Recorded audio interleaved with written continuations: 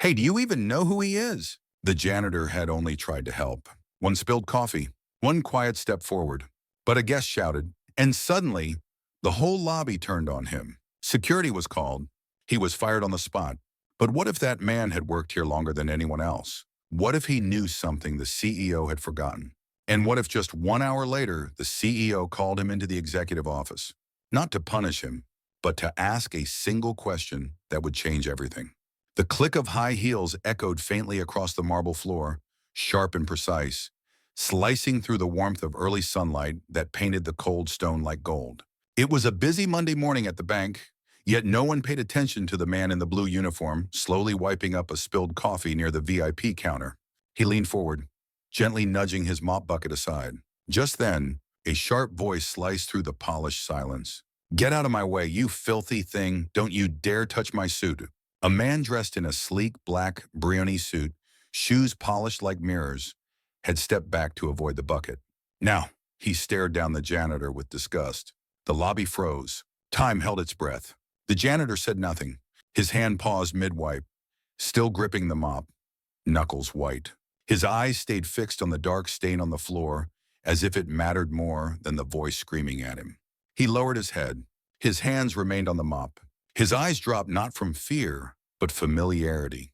The VIP guest scanned the silent room with contempt before yelling, "Security, get this thing out of here!" A junior staffer rushed off. Seconds later, a security guard appeared, said nothing, grabbed the mop, and yanked the older man away from the VIP zone. "Sir, you're not supposed to be here during customer peak hours." No one spoke. A female teller turned away. Another stared hard at her printer as if it suddenly mattered. But overhead, the ceiling camera blinked its red light watching, framing every second an old man with lowered eyes, walking slowly beneath flickering fluorescent lights, each blink echoing like a distant metronome. Shadows spilled under his feet, stretching longer with every step as if time itself resisted his exit. Behind him, the mop lay abandoned on gleaming tile. Upstairs, behind dark-tinted glass, a door clicked shut. The new CEO had just arrived and she saw everything. Whispers trailed him like shadows. "He's still coming in. Didn't you hear CEO called him upstairs?" The janitor stepped off the elevator. His shoes, once black, had worn to a tired gray. The hallway to the executive floor was unnaturally quiet. Every footstep felt like a trespass. He stopped outside the frosted glass door, knocked once. In him, the CEO stood at the far end of the room, back to the window, arms folded. A screen blinked behind her footage from the lobby camera, paused on the image of him being dragged away. Light from the windows etched a clean line across the carpet. His boots broke it like oil on silk. "You've worked here. How long?" she asked. 14 years. She didn't nod, didn't sit, just looked at him. "You're being suspended indefinitely.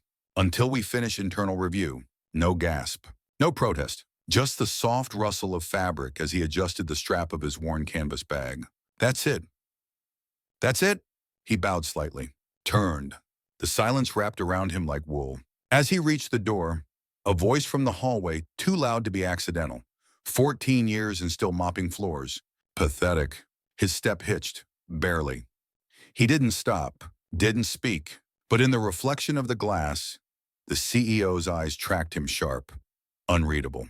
Downstairs, he passed the break room. Conversations died mid-sentence. One junior clerk turned her back. Another whispered, "Guess loyalty's worth nothing here." He paused by the janitor closet. Inside bucket, gloves, mop handle cracked from years of use. He touched it once, then let go. On the way out, the automatic doors took half a second too long to open. He stood still, facing the glass, hands loose at his sides. Outside, sunlight waited but cold. He walked through it, slow deliberate, silent. Behind him, the door slid shut. She was still watching. In the hallway, the janitor's shoulders dropped ever so slightly. He lingered by the elevator button, fingers hovering, not pressing. Behind him, a cleaning staffer peeked around the corner, then quickly disappeared. He pressed the button. A soft ding. Doors opened. As they closed again, sealing him in, he caught his own reflection, tired eyes, one hand still faintly dusted with floor polish. Just before the doors shut completely, he glanced once toward the security camera mounted above. Not fear, not anger, just a pause, like he remembered something. Then gone. He arrived just before 8 a.m. Bainenman. Same gait. Tiwadran. Same posture. Different eyes. The guard didn't look up, just held out a hand. Your ID. The janitor handed over the worn plastic badge. Beep. Gesher said this is start a word morn. Again, it's second. BP won't await. Warren over this one and no access in the 100 miles. Sir, your access has been revoked. His hand lingered midair. He looked at the scanner, then at the guard. I'm just here to collect my things. I have no instructions for that. A pause. Just long enough for two interns to pass by. One glanced at him, quickly looked away. The other didn't even bother. I worked here. You were janitorial staff. Not anymore. The phrase cut cleaner than any dismissal. Not anymore. He looked up into the mirrored glass facade. His reflection fractured by sunlight, split across panes like he didn't quite exist. Inside, a figure paused, gray suit, coffee cup in hand. Recognition flickered. They used to share breaks on Thursdays. Their eyes met. The man turned, walked to Elsowen. Fast. Another familiar face approached. Slower. Short hair. Badge tilted. They said not to engage. Servanyummer. One noble watchdorn. I'm sorry. He didn't flinch. Just nodded once. Stepped back from the gate. One step. Then two also weren't to share it could be a weren't to one. Then he turned. Maybe it's for the best, someone muttered behind him. The words weren't cruel. That made it worse. He walked away without sound. But the camera over the gate pivoted slightly, tracking Mekronon, following. The red light blinked once, then stopped. A gust caught the edge of his coat. His hand caught it absent-mindedly. Inside his pocket, the worn ID badge bent beneath his grip. He didn't drop it. Not yet. The service hallway was colder than he remembered. He moved slower now, not from age, but from the weight of being seen too clearly and not seen at all. At the far end, the janitor's locker sat half open, bent, scratched. Its number tag hung loose by one screw. He reached for the door. It groaned. Inside a torn uniform shirt, his name tag snapped in half. Cleaning gloves stuffed in a trash bag. The boots were gone. He stood still. Just the hum of fluorescent lights above. Then, as suffered in, you don't get it. Do you? He turned. The maintenance supervisor leaned against the wall, arms crossed, chewing on something. You think you can just show up and rummage around like this is still yours? I came to get what's mine. What's yours? The man laughed. You're the punchline now. You think anyone here misses the way your old mop left streaks? The janitor looked down at his hands. You took my boots. They smelled like mold. I had them tossed. Silence. The supervisor stepped forward. I suggest you take your trash bag and get out. You're making the place look bad. The janitor didn't move. His eyes, however, lifted just for a second toward the blinking green sensor of the camera at the hallway's end. Then he bent down, picked up the torn shirt, folded it carefully. One sleeve, Winada Watson, then the other. Mainly into the bag. He didn't respond. He didn't need to. He turned to leave. The hallway light flickered once, then steadied. And behind him, the supervisor watched but said nothing more. As he walked toward the exit, each footstep felt heavier. The fluorescent light hummed low above, flickering once. Then again, a soft laughter echoed faintly from a corridor nearby. Not loud, just enough. He passed a junior cleaner carrying supplies. The kid looked up, froze, then ducked into the storage room. Pretending not to see, by the time he reached the end of the hallway, his fingers had clenched the trash bag tighter. The broken name tag inside clicked faintly against the torn button of his shirt. He paused at the door, looked back. Just once. The locker stood ajar, empty, open like a mouth. He didn't say goodbye. He didn't need to. The camera above the door blinked, green to red, and stayed there. Outside, the city noise pulsed in waves, cars, voices, horns, but around him, it was still. The janitor sat on the edge of the planter wall across from the bank, just out of reach of the building's reflection. He opened the trash bag gently, as if the fabric inside were fragile. Slowly, he pulled out an old, folded shirt creased from years of repetition, and beneath it, tucked flat against the seam, a slim envelope. He slid it open. A faded ATM card fell into his palm. He turned it over. The edges were frayed. The name printed on it had begun to wear off. His thumb passed over it once, then stopped. For a moment, he just sat there, card in one hand, shirt in the other. Sunlight shifted. A shard of light from the glass tower caught the card's surface, flashing it bright. Then gone. He looked up. Across the street, high above the lobby, the same camera blinked again. He didn't smile, didn't frown, just pocketed the card, buttoned the shirt, tied the bag shut, then he stood. One look back. The building stared down unmoving, silent. He turned away. This time, not slowly. And the light never blinked again. A breeze stirred the edge of the trash bag beside him. It crackled softly, like plastic remembering movement. A leaf skidded across the pavement, catching at his heel. He didn't move. The card sat warm in his palm now, worn but solid. He turned it again slowly, once clockwise, then back. His finger ran across the embossed name, faded, but still there. A flash, not of memory, but of something close. A hallway. A voice, Wasson. You still have that old account, followed by laughter, not cruel, but dismissive. He slid the card back into the envelope, then pulled the drawstrings of the trash bag tighter. Double-looped. He stood, turned toward the crosswalk, waited. The signal blinked green, but he didn't cross. Not yet. Behind him, the camera didn't move. But across the street, in a parked sedan tinted darker than regulation, someone shifted in the driver's seat, watching Dasimari Surinimate. There's a breach. The head of cybersecurity stood stiff at the edge of the boardroom, tablet in hand. On the screen, a timestamp, 2:14 Premi Surmayendi. In a list of system access logs with no badge ID attached. Not a breach, the IT manager corrected quietly. But someone got into the level 3 vault protocols without a traceable account. The CEO didn't flinch. External. No. Internal IP, masked behind legacy permissions. Possibly from a decommissioned login. She took the tablet, scanned the logs. Her finger paused over a line highlighted in yellow. Cross-reference this access point with building entry data. We did. That's the thing. She looked up. No one badged in. No one was even scheduled on site. For a moment, silence settled over the glass walls. Except, the IT manager hesitated. We did have janitorial overlap that night, but their ID never got past the lobby. No logs show deeper access. The CEO tapped the screen. And yet, these files were copied. Yes, 1 month. And someone initiated a query on dormant high-value accounts. 5 of them. She handed the tablet back. Find the node. Trace the max. Learn at Wasuri. As the team dispersed, she stayed seated. Behind her, through the dark window, the city pulsed alive, indifferent. She opened her drawer. Inside, a card reader blinked green. She slid her own badge through. It beeped. On screen, one of the dormant accounts opened. The balance unchanged. But the last viewed timestamp was from last night. She blinked. What's this array? And then closed the screen. And for the first time, she looked uneasy. The room hummed with silence.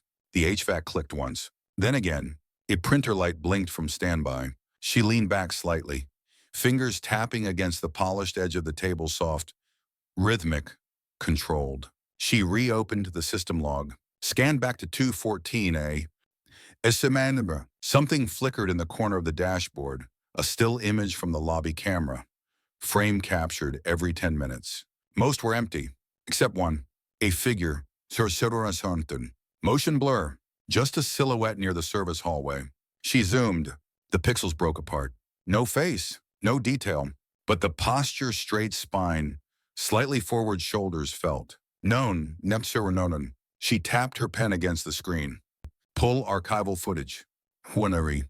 Full night. Every angle. The assistant outside leaned in. All of it. All of it. She didn't blink. She didn't move. Just stared at the screen. And the blinking cursor beside the access log stopped. Then flashed again. Hey, didn't he used to never mind? The voice trailed off as the intern pushed through the staff lounge door. No one asked who, but one of the tellers looked up, frowned, then opened her phone and searched through old photos.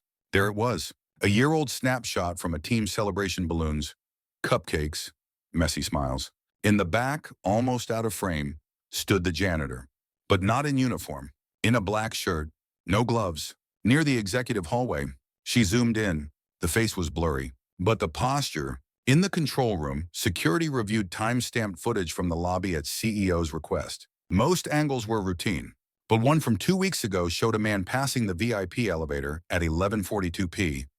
Janitors didn't clean that late. Not alone. The figure didn't badge in. The camera caught only a shadow, but the outline was distinct. Short sleeves. A limp in the left leg. Everyone remembered the limp. Meanwhile, the finance department flagged an internal anomaly. A dormant account had been pinged twice in 48 hours. The originating trace a login terminal tied to a closed custodial workstation. The login method legacy manual entry. The system assigned a tag unknown admin level. Back at reception, an older staffer mentioned something offhand. That guy, I once saw him come out of the server room. Said he was checking for water damage. Seemed odd then. I thought nothing of it. And upstairs, in her glass office, the CEO stared at a still frame of the shadow near the VIP elevator. The file name unidentified. Movirum. She didn't close the window. She just hit play. The footage stuttered, then rolled. Wikiliworm. Detenonesemonto. Grainy black and white. A quiet hallway. Nothing for a few seconds. Then movement. A figure stepped into frame. Only partly visible. Left shoulder. Narnikanars for Derish. Arm. A hand reaching toward the VIP elevator panel but not pressing. Just hovering. She leaned closer. The figure turned. Not toward the camera, but in line with it. The frame caught 1 second of stillness. A pause. Then the man moved out of view. She hit pause. In the silence, the HVAC kicked in again. She backed the video up 3 seconds. Played again. This time, her eyes locked on one detail: the man's hand. It moved with absolute certainty, like it had done this before, like it belonged there. The mouse shook slightly in her grip. Downstairs, a junior staffer remembered something else during last month's fire drill. The janitor had overridden the alarm door without a key. Said it was procedure, but no one ever showed him how. 3 years earlier, he wore navy. Not a jumpsuit, but a blazer. Crisp, no dust. He stepped through the sliding glass doors of the executive wing, ID badge clipped to his pocket, not swinging. People looked up when he passed. Some nodded. A few didn't, but no one questioned him. The boardroom was cold, AC too high or nerves too tight. A screen glowed at the far end, rows of numbers shifting. He stopped beside it. The vault's interface is outdated, he said, voice calm. Someone's been testing dormant scripts. I traced 4 attempts this month alone. No one responded immediately. A woman in legal adjusted her files. The compliance officer glanced away. Finally, a man in a graphite suit leaned forward. We've seen the logs. Ashakan, nothing breached. No cause for alarm. He didn't sit, just placed a printed report on the table. It's not about breach. Sir Deshurchi we weren't on. It's about ghost access. They're slipping through legacy code. When it fails, we won't even know what was taken. We've had no losses, another executive said. Yet, he replied. The room shifted, not physically, but the tone. The CEO at the time, a different one, looked him over slowly. You've raised this before. Yes, Memorandin. And each time, I've added proof. The CEO folded his hands. And each time, the outcome is the same. A silence stretched. He looked at the exit door, at the light blinking above the security panel. I've submitted my recommendations in writing. Duly noted. He walked out, past polished walls, past people who smiled but didn't see him, past a plaque that read integrity first. Eri de Konantoniaharni. No one followed, and the screen behind him kept scrolling. Green numbers turning red. Only he noticed. The next morning, his login was denied. He tried again. A freak to you. Different terminal, same result. The screen flashed red. Access revoked. At HR, they smiled tightly. We've been asked to conduct a routine audit of senior accounts. It'll only take a few days. He nodded, said nothing. But he knew. By afternoon, his name disappeared from the staff directory. His calendar wiped. Voicemails purged. A junior associate bumped into him in the hallway, then apologized twice as if unsure what rank he still held. The security guards no longer nodded when he passed. One even asked for ID. On Friday, he was called into a small office near records. No windows. A man he'd never met handed him an envelope. Package for voluntary resignation. Includes NDA. Severance has been arranged. No signature. Just a deadline. He read every line. Underlined none. Then signed. The next day, he returned without a blazer. In khakis. No badge. He passed through the lobby. No one looked up. Entered the service corridor. Knocked on a metal door. The janitorial supervisor opened. You here for the job? He nodded. You worked in the building before? Yes, he said. Know your way around better than most. The man handed him a form, a set of coveralls, and a mop. Name, he paused, then gave a new one. In the locker room, he folded his old clothes with deliberate care, placing each piece into a worn duffel. He pulled on the uniform. The fabric itched. The color sat dull under the lights. He pinned the name tag. It sat crooked. He adjusted it slowly. As he exited, his eyes caught the mirrored panel by the elevators. His reflection stared back, same frame, different shell. A janitor passed behind him without a word. He stepped aside. He looked once more at the high-gloss plaque that used to bear his name, now replaced with another, then walked past it, his reflection fading as he moved. Outside, the glass tower shimmered. Same windows, same angles. But no one recognized him now. And that was the point. The morning was colder than usual. The kind of cold that doesn't come from weather, but from something waiting. The janitor stood across the street, watching the tower. Same steps, same glass. But this time, he didn't carry a bag. Just the shirt. Pressed. Clean. Tucked in. He crossed when the light changed. The doorman barely glanced at him. Upstairs, in the systems control room, a junior engineer leaned toward her screen. Hey, does anyone recognize this access flag? The head technician rolled over, squinted. Admin 6C, that's deprecated. No one uses that level anymore. It just activated 3 minutes ago. From Terminal 02B, sub-level. No one logs in down there. The screen refreshed. One line blinked red. Legacy protocol override approved. Who's down there? No answer. In the elevator, the janitor stood beside a financial analyst. She pressed for floor 24. He didn't press anything. Just stood still, hands folded. She glanced sideways, said nothing. The doors slid open. She stepped out quickly. He didn't move. The doors closed again. The elevator kept going. Security cameras tracked him. Lobby. Elevator. No anomalies except his eyes. In every frame, just before a door closed, he looked up, not to the ceiling, to the camera, as if he knew exactly where each one was. And behind the main security feed, someone finally said it aloud. He's not just cleaning, is he? The elevator slowed, dinged once, then opened to sublevel 2, on an item 1, Sharon. He stepped out alone. Concrete walls, fluorescent lights flickering above. The air cooler here, dryer, the kind that hummed without moving. His shoes tapped against the epoxy floor, echoed, once or which Surrey, twice, then absorbed some. He passed a fire exit, a shuttered archive room, then reached the old access panel. He paused, slipped a worn card from his pocket, not a badge, an old ATM card, scratched to where the worstest edges bent. He held it a second, the kind of pause that measures memory, not time. Then he tapped it lightly against the panel. It beeped. Green. A fountain. The door unlatched. A low hydraulic hiss followed. As if the room exhaled, he stepped inside. And for the first time in years, the lights turned on before he touched anything. The alarms didn't blare. They blinked small red eyes above each terminal. A low tone echoed through the command floor. Not urgent, but insistent.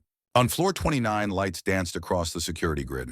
Transaction holds, permission loops, access rejections that made no sense. Why are the backup servers cross-routing someone called out? No one answered. Then a screen flickered, and another. Legacy protocol override confirmed across 5 separate nodes. Admin control rerouted. Firewalls deactivated but not breached. Just redirected. The operations chief leaned forward, voice tight. Sorry, who's running this? A junior tech paled. No one in our system. It's internal. System native. Someone's using admin rights from inside, but not with new credentials. These are from the legacy structure. Ones we thought were dead. On floor 30, the CEO's tablet buzzed violently. She swiped nothing. The screen stuck mid-authentication. A fingerprint prompt blinked. Failed. Again. And again. She moved to her private terminal, fingers flying. But the monitor remained black. Until one line typed itself, letter by letter. Everything you ignored is still here. In the basement, the janitor didn't move quickly. He didn't need to. Each server he passed responded to him. No badge, no code, just presence. He placed one hand on the central node. With the other, he typed. Not like someone trying to break in, but like someone fixing what had always been his. Code cascaded. Logs unrolled. Old audit files. Deleted correspondences. Names, short amounts, accounts for then video thumbnails. He selected one. On screen, a boardroom. 8 people. One of them was him, standing, holding a folder, speaking. "You've raised this before," came a familiar voice, someone off frame. The sound cut, but not the image. Suddenly, on every screen across the bank lobby monitors, boardroom projectors, office displays, the footage mirrored. Employees stopped when looked up. Conversations died. Coffee cups hovered midair. The janitor's face filled the center of the screen. Someone gasped. He worked here. A younger analyst turned. He was one of them. On floor 30, the CEO backed away from her terminal. The line blinked once more, then disappeared. Her own reflection stared back in the black glass. And the whole building watched. The video played without sound, but it didn't need any. On screen, the boardroom conversation unfolded. A younger version of the janitor stood firm, holding a file. Beside him, a woman in a dark suit, recognizable even in grainy footage, leaned back, arms crossed. The timestamp glowed 3 years ago. Her name tag visible for a second. Haldin, the current CEO. The office erupted. Staff gasped. Others stood frozen. On every screen, she was visible, clearly dismissing the warning. Then, as the camera angle shifted, another detail emerged. A document on the table. Sign in. Stamped. Request to bury flagged access anomalies approved. The file bore her initials. In the boardroom, now watching live, silence thickened. Someone whispered. She knew. Another, louder, she buried it. On floor 30E, Halden staggered back from her terminal. She opened her mouth, closed it. A dozen eyes locked on her from the glass-walled hallway. Security didn't move. No one did. In a corner, an intern lifted her phone. Hit record live. The feed began to stream silently, steadily. Thousands tuned in within minutes. Then another feed took over the screens. This time, from that morning, sublevel 2, a shadow walked past camera 02B. The same limp, the same stride. Overlay text appeared. Truth never dies. It just waits one. And then his voice, live, broadcast through the entire building. I never left. You simply stopped looking. He stepped into the camera frame. Clean shirt. Name tag visible. Hands calm. I trusted the system to protect what mattered. You used it to protect yourselves. In the hallway, an older VP turned toward E. Halden, their eyes met and broke. Her reflection lingered on the black glass screen, faint, warped, dissolving in digital static. The building held its breath. No one reached for the mute button. No one dared. The elevator doors parted. The lobby fell still. He stepped out. No rush. No words. His shoes sounded sharper on the marble than anyone remembered. Not louder. Just clearer. He didn't look left or right, but eyes found him. From the concierge desk, from behind security glass, and from the mezzanine, a courier froze mid-step. A banker lowered her phone. Someone near the window whispered, "Is that him?" Another answered. He never left. No music played, no announcements. Just the hum of air and the sound of one man walking across polished stone. The CEO stood near the security gate, rigid, pale, her hands clasped too tightly. One of her own aides slowly stepped back, not out of fear, but distance. He stopped a few feet away, looked down, adjusted his name tag, one last time, then lifted a small envelope, walked to the front desk, placed it gently. Inside his full report, originals, signed Topin, time-stamped. He turned. No speech, no glare, just a nod to no one in particular, then walked through the doors. Sunlight caught the edge of his collar. As he passed the main security camera, his eyes shifted briefly, locking with the lens. A flicker of light bounced off the glass, his image reflected for just a second. Not as a janitor, not as a ghost, but as someone seen. No one moved to stop him. No one needed to. By the time he stepped beyond the marble, a narrow path had opened. Not cleared, just given. Heads bowed slightly. Some instinctively, others deliberately. Behind him, silence held longer than it should have, until the first hand clapped. It's Cernan. Then another. It wasn't applause. It was recognition. A reckoning made real, and the building would never forget. The lobby didn't speak. For a long moment, nothing moved. Not the revolving doors. Not the phone's shishwaro. Not even the security feed frozen mid-frame on the last glimpse of him stepping into the sunlight. Then slowly, the building exhaled. On floor 18, an analyst sat back in her chair, replaying the footage. Behind her, someone whispered, "It was always him. We just forgot." In the archive room, a junior tech pulled up an old backup server. The file, the one they were told never existed, sat right there, untouched. Time-stamped, Kanawashishuri Martin. Waiting. The screen's glow lit her face as she reached for headphones, but didn't press play. In the janitorial wing, a fresh mop leaned against the wall. One square of floor had been clean polished so precisely it reflected the overhead lights. But no one stepped on it. They walked around as if that spot no longer belonged to them. A vent fan above spun slower than usual. Somewhere near the west staircase, a light flickered, then held. An assistant stepped into the hall and paused at the sight of a printed nameplate left askew on the wall. She straightened it, then changed her mind and left it crooked. On floor 30, Titwain, Halden sat alone in her glass office. The blinds still up. Her reflection stretched across the table. Pale, still, the hum of the building rose again, but didn't reach her. Her tablet vibrated once with a board request. She didn't touch it. Outside, the clouds shifted. Light spilled differently through the atrium now. Not centered. Off-angle, like something invisible had realigned. Downstairs, a delivery man leaned against the reception desk longer than usual. Not out of fatigue, but something else. No one called a meeting. No one asked questions. But that day, every department paused and remembered what silence could mean and who had earned it. No formal announcement came. Just an email. From the board, no signature. No logo, just a subject line, access change notification. It arrived at 7:03 om. Me wouldn't turn away. At 7:04 Halden's keycard stopped working. The turnstile blinked red. Answer service discerned turn. Then again, security didn't move. She didn't argue. Just stepped back, looked at the screen, then at the guard. No words. By 9:15, her name disappeared from the internal directory. By 10:00, her office lights dimmed and never turned back on. The smart glass shifted from clear to opaque. Her desk terminal restarted twice, then went dark permanently.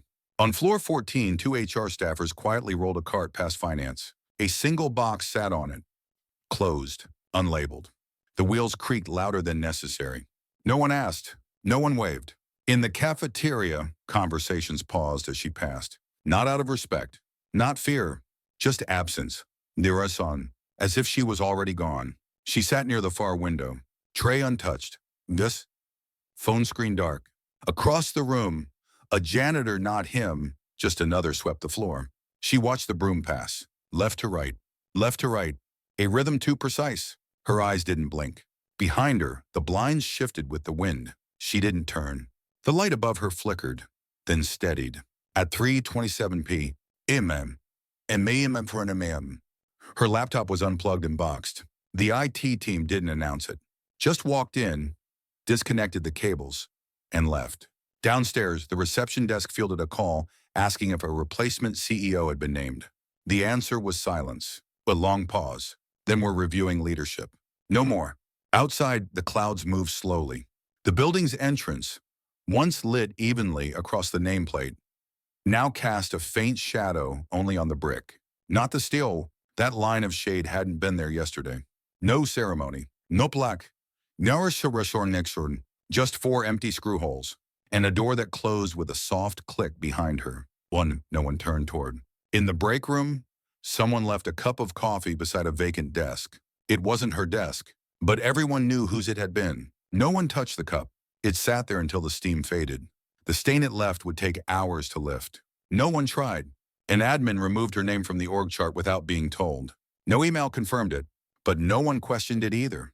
The cursor blinked, then jumped to the next row. In the main hallway, the company mission statement was reprinted.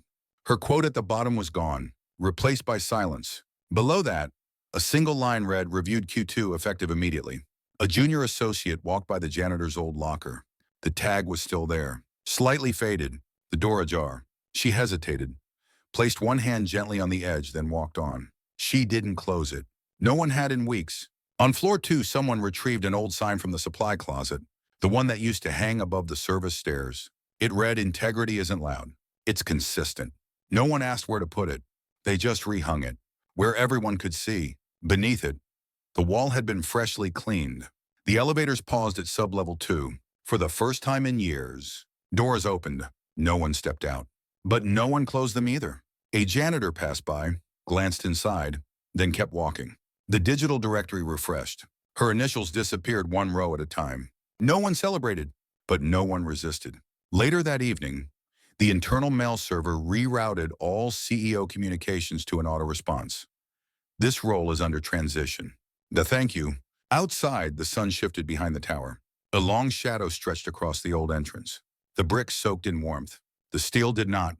In the silence, something settled. Not justice. Not revenge. Just gravity. And everyone felt it.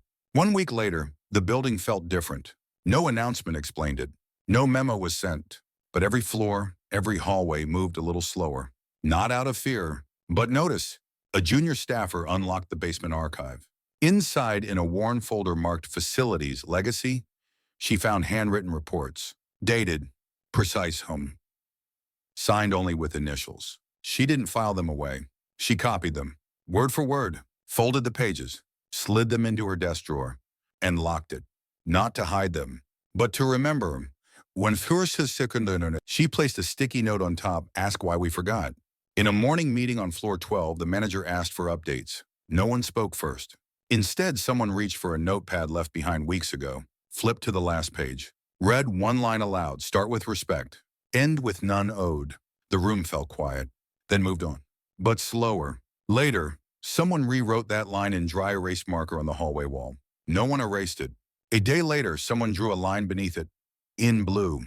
That afternoon, a team lunch paused for 3 seconds before anyone began eating. No one suggested it. It just happened. The sound of forks waited. The room held breath, then released. A tray was passed down with an extra napkin. No one asked for it. Downstairs, a new hire held the elevator for the janitor. Not the same one, but someone new, older, quiet. Their eyes met. No words. The doors stayed open a little longer than needed. Behind them, 2 co-workers nodded without speaking. No one pressed the button. In the HR wing, someone updated the internal welcome guide. At the bottom of the final page, a quote appeared. "Kindness leaves no fingerprints, but it lingers." No one claimed to have written it, but no one removed it either.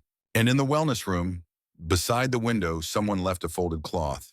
Clean, soft, placed gently. No label.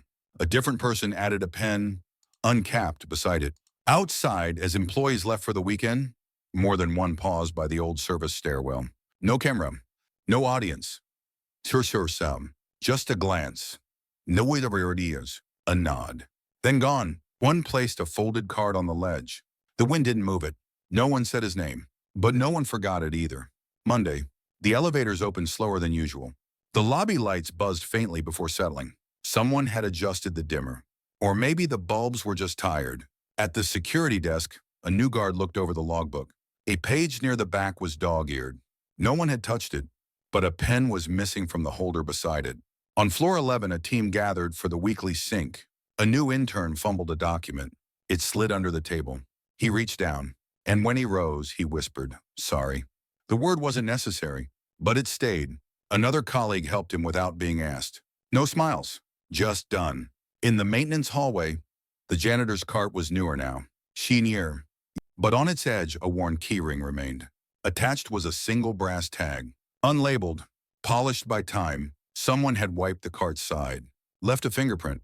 No one cleaned it off. A vice president walked past the service door. She paused, looked at the hinge, ran one finger along the frame, then kept walking, but slower.